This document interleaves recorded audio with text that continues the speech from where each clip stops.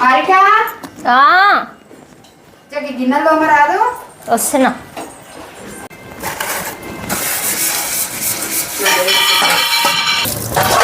అయిపోయిందక్క. పోతాను.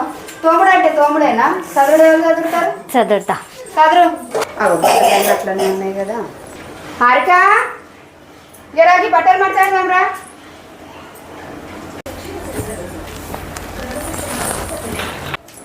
హారిక జర ఇల్లుకేసే రాదు. అమ్మయ్యా ఏం పని లేదు, పని అయిపోయింది.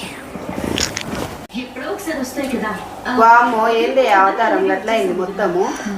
ఎంతో పని చేసినాడు. పోయి ఆ మొహం కడుకొచ్చుకోపోమ్మా, లేకపోతే మళ్ళీ మీ ఆయన ఎంతో పని చేసి పిచ్చినా అనుకుంటాడు.